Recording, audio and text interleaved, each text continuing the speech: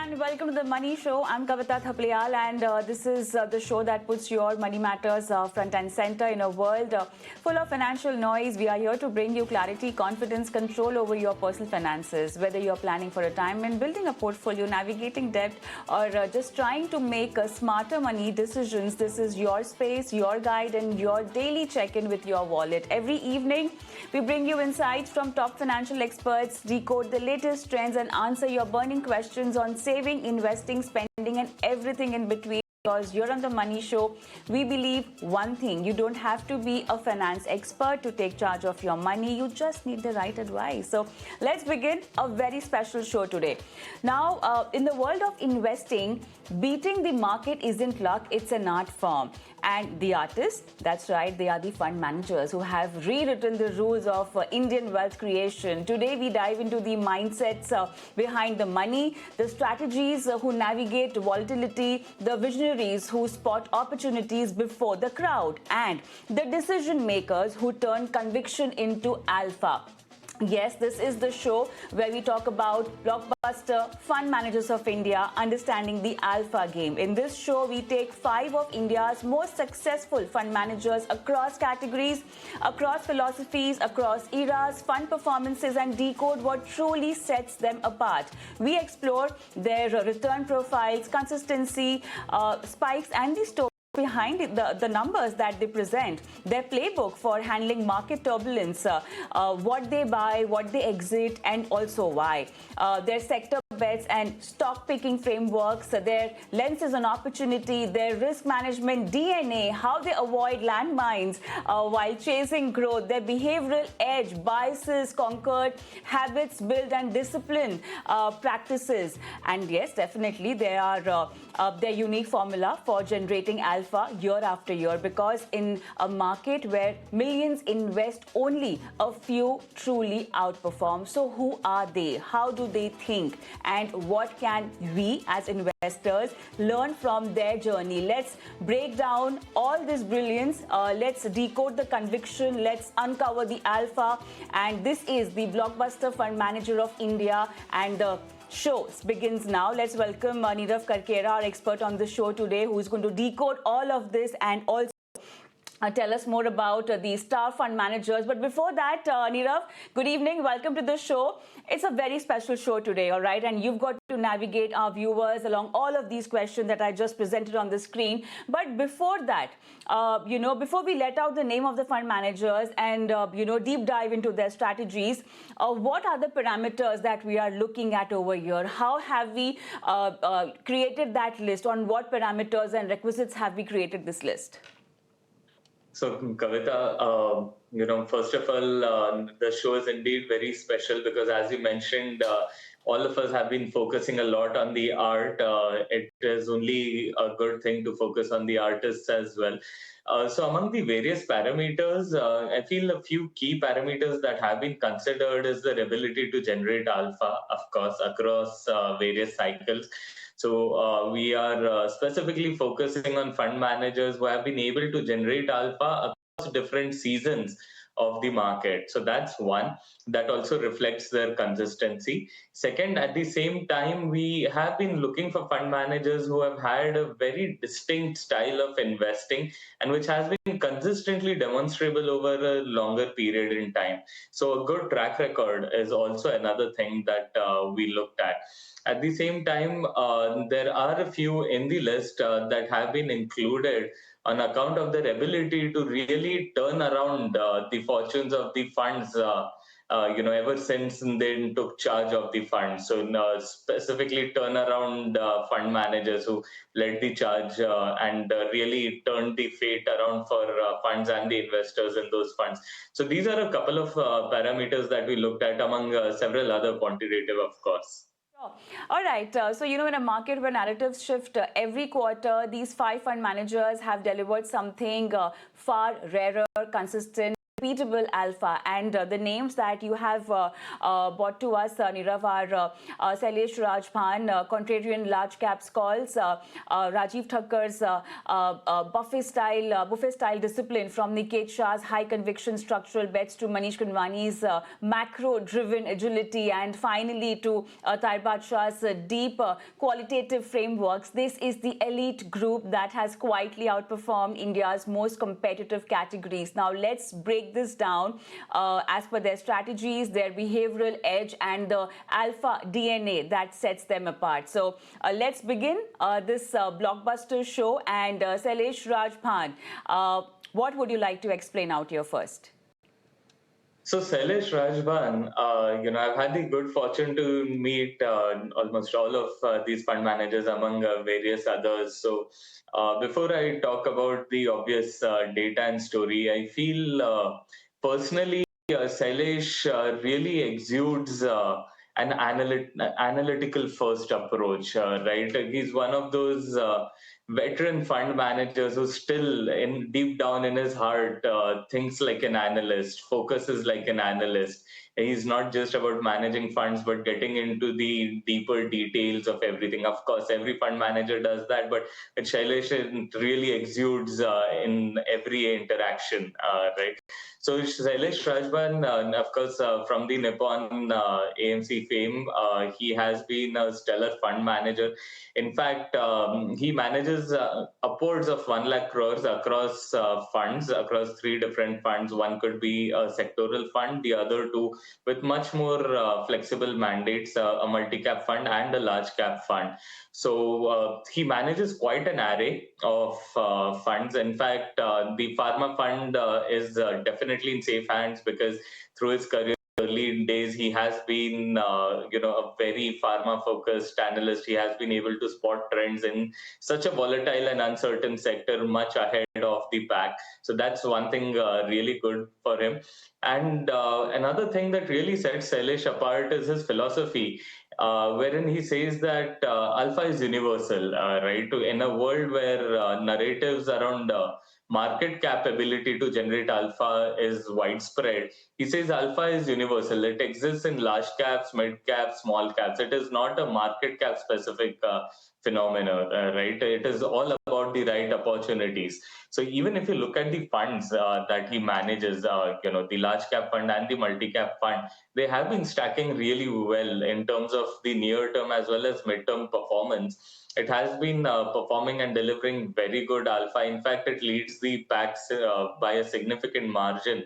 A special focus and a special active to the large cap fund, considering that the large cap space itself is so competitive. And by competitive, I don't mean competing with each other, but competing against the benchmark itself. In fact, there has, for the longest time, there has been a lot of hue and cry around the fact that it's incredibly difficult for an actively managed large cap fund to beat an index. And, there are several studies that show that many actively managed large cap funds have failed to outperform the benchmark. But this one is clearly not a part of those observations.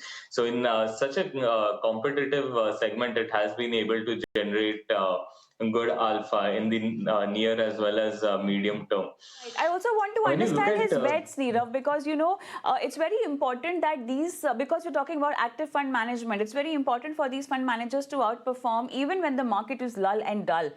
So when we talk about risk management, when we talk about specific sector choices which are not in the flavor, how he really played it in terms of time frames? If you can just explain that this was not doing well, but then because Sailesh picked this up, we can see that benefit in the return performance as well.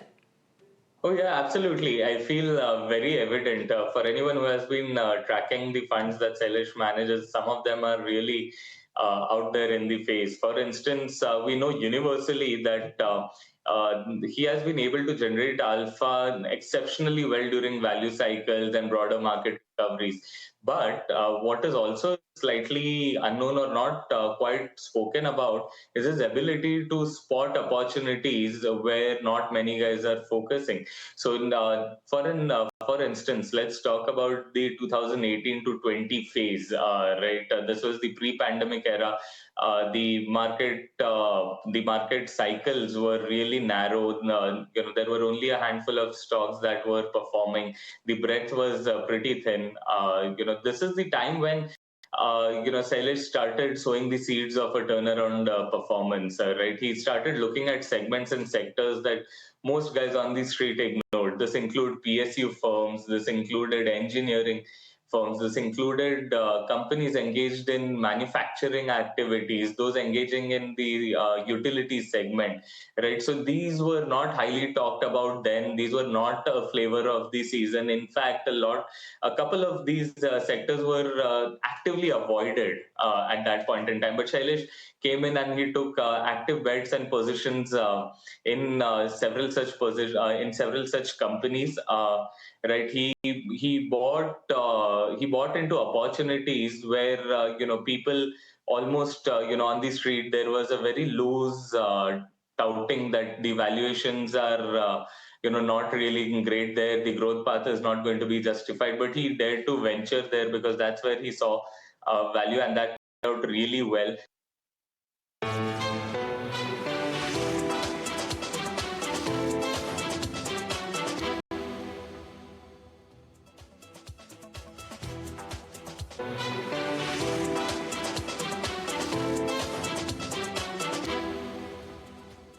Let's move on to the other star fund manager, that is Mr. Rajeev Thakkar, and definitely Parag Parekh as a fund house story and their specific fund story and the flexi cap is really hit. And his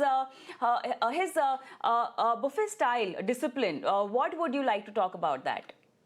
So Rajeev Thakkar clearly among the sophisticated ones in the pack, and by sophisticated I mean his ability to maintain discipline and a stance that he's committed to irrespective of market cycles. So it is of course clear that he's driven by the Buffett Munger style of value investing that forms a part of his core ethos. So that's something that is very well reflected and captured in his portfolios as well.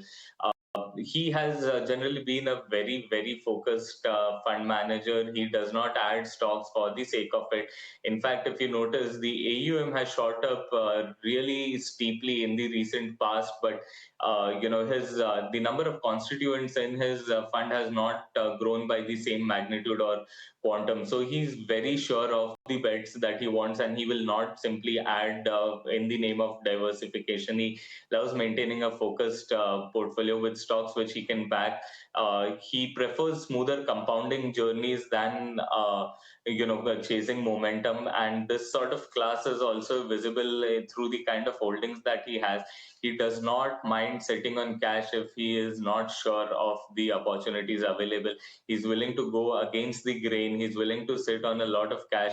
Very recently, he has been among the top cash holding fund managers in the entire industry, right? So he's not going to deploy just for the sake of it. So that's where he maintains a lot of class and conviction in his but style. Then what's the conviction behind buying a lot when the market is in the turbulent trajectory? One really needs to have a lot of confidence to pick up stocks and take calls during that time. Yeah, so he is also the value style of investing also adopts a little bit of contrarianism in its approach, and that's well reflected around 2020. Right, is when the steep crash came in, the drawdown came in. He had entered in with around a 13 to 15% cash. But during the months of March and April, in a world where everyone was uncertain about what the future holds, he deployed around three-quarters of this cash that he was holding. So even then, he was willing to go against the grain and deploy cash also very actively. This contrarian buying into the panic actually led to a FY20 return of upwards of somewhere in the mid 20% return, whereas the category average was at very low single digits. So this led to a stellar performance. And also, he does not limit his canvas. He's probably among the only flexi cap funds who effectively utilize the provision to also take exposure to foreign stocks. So among the only flexi cap funds that has been able to benefit from the meteoric rise that we have seen in select big tech names listed on the US bourses. So he truly believes in the value style of investing and utilizes the mandate to the fullest extent to participate in opportunities. One line, what's his alpha formula recipe, if I just want to know that? So it is a very straightforward thing, very high conviction and disciplined approach, a very valuation conscious approach, again adopted from the classic Buffett Munger style of investing, a very high degree of focus on margin of safety always, opening up the canvas beyond domestic if it is available, not shying away to going against the grain, taking cash calls and deploying cash aggressively at both turns of the market. So remaining steadfast during exuberance as well as panic situations, and viewing these two as opportunistic situations to either buy or sell. So very high conviction. He's one fund manager that matches his conviction with his sizing, which results in a very focused portfolio. That we can see in the funds return as well. But then let's move on, and someone who has conviction, on structural bets. We are talking about Niket Shah, and we can see that in the fund's performance also, be it Motilal Oswal Flexi Cap or a mid cap fund. So what's his style of investment, and why is a star fund manager as per the parameters? So Niket is a really dynamic fund manager. For the longest time, the fund house maintained a buy and hold sort of strategy. But in this fast evolving world, we needed a fund manager who could really be agile and nimble and manage the same agility even at larger scale. So Niket is exactly that. He has been able to demonstrate these capabilities wonderfully well, especially after he took charge of funds like the mid cap fund and the flexi cap fund, which posted a superb turnaround in the near as well as medium term. So between 2018 to 2022, some of these funds really struggled because of the buy and hold strategy, but with Niket taking charge and really being agile and nimble, the fortunes have really turned in favor of the investors into these funds. The key recipe that has led to Niket's success Right. and delivering alpha in its funds has been being nimble-footed, being timely, especially with respect to exits. So while buying is something that most people focus on, he's equally focused on the timing for exiting a fund. He believes in actively rotating within sectors, so he does not But really then fall how in has love. this performance, right. So, his performance is especially under lens from 2022 onwards, So if you can highlight the decision making from that time till now, what has actually played on the fund's performance? Yeah, so there are a few things that run common. One is that and especially in the near term, what he's done is he had gone underweight on the banking sector. So that is one thing. And he has been anticipating a sub 15% earnings growth, and on back of that, slightly against the grain here, underweight on banking, which has done slightly well for him. What has done even better is his sector positioning in the IT segment. So while most in the industry have been writing off IT for a very long time, he decided to take a very calibrated bet into IT, especially into the mid-cap IT segment, which has significantly outperformed the large-cap IT counterparts, which is very contrarian to what most other funds positions suggest. So this is something that led to significant alpha. He radically reduced the exposure to real estate and capital goods, citing valuation concerns, and that's how he is also about valuations. He needs to be really convinced about it, and he at the same time among the very few players to take an active bet into the telecom sector, which structurally benefited from a macro reform wherein tariff hikes, really gave a propelling effect to the stocks in the telecom segment. So these are a few bets that really helped. In September 2024, he also increased his cash holdings on the back of a weak earnings expectation, and that also helped him avoid a major accident, which also finally added into the overall alpha versus the peer category. Okay, all right, let's move on. And the next name is Manish Gunwani and his macro-driven agility. And yes, definitely we can see that in the fund performance also, be it Bandhan small cap, large and mid cap, or Bandhan focused, and also his conviction on buying small caps, looking at companies or stocks which can double up in a couple of years. So the stock picking definitely is one of the strengths. But apart from that, let's also talk about, the holding time in market turbulence and obviously his risk management DNA, since he's handling a very huge or a large universe of small caps. Yeah, so Manish himself is a veteran fund manager, although his stint with Bandhan AMC has been slightly newish, but definitely among the most prolific and astute fund managers out there that the industry has. So definitely with the Manish effect, several of the Bandhan funds have turned around into the green and very well. Manish typically believes that the primary role of a fund manager is that of risk management. So it is to avoid accidents at all costs, right, and to be nimble. So for this approach, what he does is he blends his top-down approach with a bottom-up stock picking style. So this is a hybrid style wherein most small cap fund managers are known for having very good bottom up stock picking skills, but he overlays it with a very strong understanding of macro developments and sectoral head slash tailwinds that could impact the performance of sectors and segments that these small cap companies also operate in. So he adopts a very hybrid blend, and that has resulted in significant alpha. We are seeing small cap fund topping the charts in the medium term, large and mid cap fund also moving up the ranks along with the focus fund. So very strong turnaround across the funds that he is leading at the helm. So in his general playbook ensures that it should be nimble footed, so the portfolio churn could be slightly higher than what it has been historically in the pre-Manish era for some of these funds. He doesn't shy away from making tactical calls and taking short-term bets also, because in an evolving world you need to be agile enough to respond to opportunities that come in, no matter how tactical. He also overlays it with broader themes like energy transition, power capex, real estate Absolutely. revival, the pharma recovery, and Yeah. these are just a few themes that he's played out Played out phenomenally very well well. and timed it very well also. And the last name on this elite group is Badshah and his deep qualitative frameworks. Quickly, what's the highlight from him?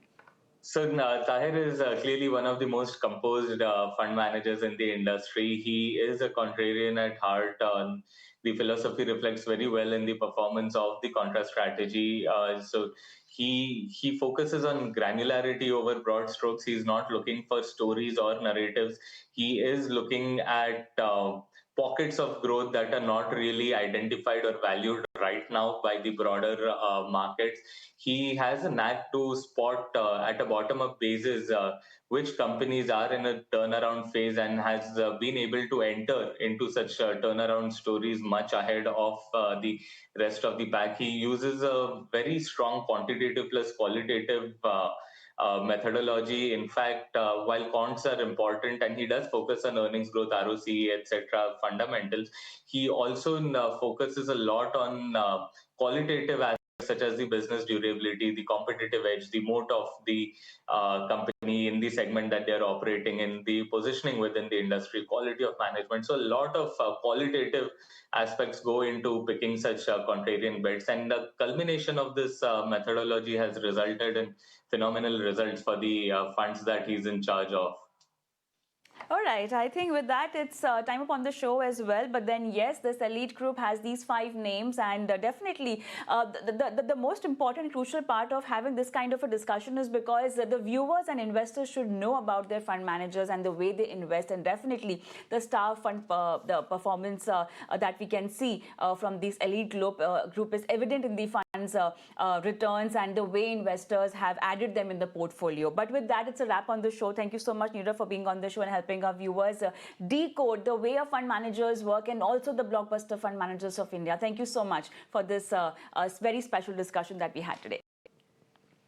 And for our viewers, it's time to sign off. But then, yes, apart from this, we also do your live financial planning on the show. So just in case you have any question or any financial planning that you want to get done by our experts, just send across your queries on our WhatsApp number that's flashing on the screen. And also, you can email us your queries. Thank you so much for watching. Goodbye.